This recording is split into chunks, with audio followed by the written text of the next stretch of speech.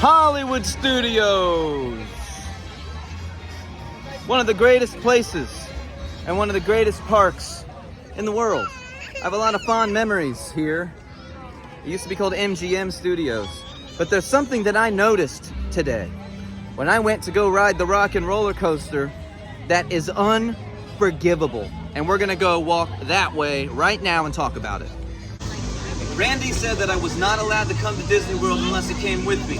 So he's right here, really close to my heart, and he always will be. Let's take a walk around here. Gonna go do the ride, gonna see the thing.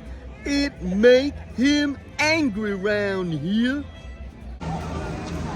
As we round the bend, we get closer, and you can see up there the Tower of Terror. And terror is absolutely a fitting word to use for what we are about to talk about.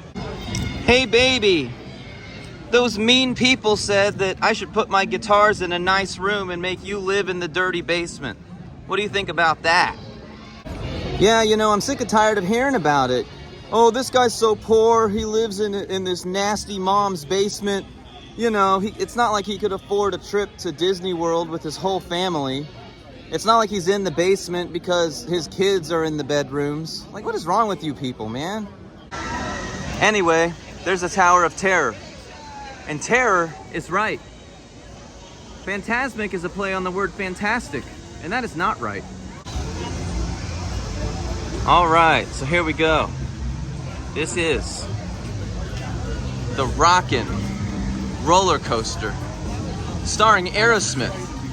Soon to be starring the Muppets. I forget the name of their band, but you know, they took out the Muppet Vision 3D. And while we're here, let's play taps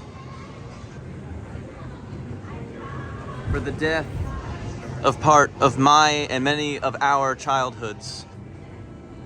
Doesn't fit the rest of the video, but I'm walking by and I just have to say, rest in peace, Muppet Vision. Mike Wazowski and Sully, you better deliver. You better make it worth it. And to make up for it and to apologize to us 80s and 90s kids, they said, oh, we'll take Aerosmith out and put the Muppets in. But we're here for a very, very specific reason right now, okay? Because this guitar right here is a problem. I want you to take a look at this guitar. So there's a lot of issues with this, right? First of all, this is the Rockin' Roller Coaster. And this stupid guitar has the pickup selector switch in the neck position. First of all. Second of all, what in the hell is that tone knob? 5, 6, 7, 8, 9, 10? Where the hell are the rest of the numbers? How do you mess up a detail that seriously? It doesn't make any sense. And as you can see, they totally borked up the dimensions of that jack right there. You can see the saddles that they chose. Now they chose a 6-screw vintage bridge, but they chose modern saddles and the strings don't go over the saddles. So there's another problem. And then they got this thing going on here where the frets, you know, they disappear and it turns into a track, and you know, the track goes along, you got these lights all around it and everything else, and then there's a car here at the end just kind of sitting upside down on the track. And I want you to guess the brand. I want you to guess the brand that put their name on this. I want you to guess. I want you to guess. Did you guess right? Oh, there's a music store. Look at all these guitars. It's hard to tell, but even in the facade, Harmony Music Store, it appears that Fender has paid for exclusive licensing at Disney World. Look at the headstocks. This is definitely an Ibanez. Nope.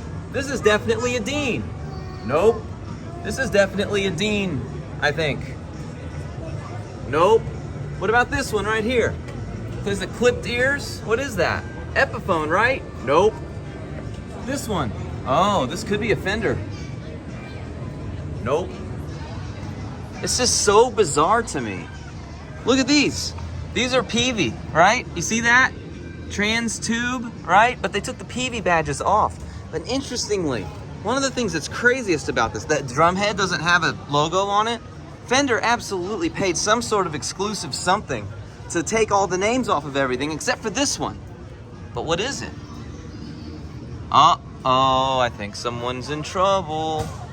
This is obviously a new addition because they're sort of new to the game. I bet you they built this facade 15, 20, 30, 40 years ago, and then they decided to add this one. Even at Universal's Hollywood Studios, do you see this right here? Look at this. They got a Fender Lead 2. This thing's such a piece of garbage. Look at the fretboard. It's all worn and messed up. It's missing at least one string. And the string spacing doesn't make any sense. Fender couldn't even string the guitar properly. Every single one of those strings is the same gauge, and they're not even lined up over the pole pieces. Absolutely lazy garbage move by Fender, even at Universal Studios. So we're gonna film the rest of the segment right here in front of this villain sign, because isn't that just fitting? Here's Captain Hook. Look, after all this time, after all the changes at this park, you lose the Muppets. You lose the MGM branding.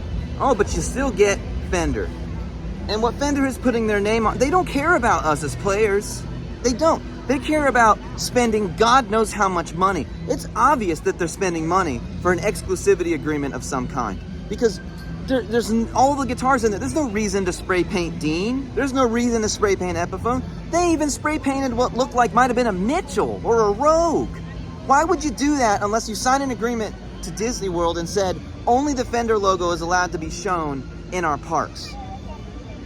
That's pathetic. They're spending all that money on that stupid license that you only see in like, what, one place? And it's hidden. It's real dark. You can barely even see it. It really doesn't make any damn sense at all. They care more about that. And not only that, they don't care about the details. They don't care about the fact that in this rock and roller coaster, I mean, what's the rock machine, okay? It's humbuckers of some kind, right?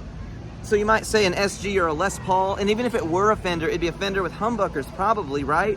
No, it's a Fender with single coils, the selector switch is on the neck position, and the knobs are all screwed up and don't make any damn sense. I'm just sick and tired of it. It doesn't matter where the hell I go. I'm 800 miles from home, and it followed me here.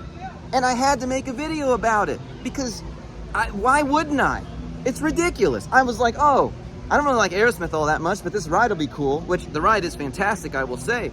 But what is Fender doing? They're renewing this licensing deal with Disney for no reason. I honestly believe the only reason that they're renewing the license is so that another company doesn't get it.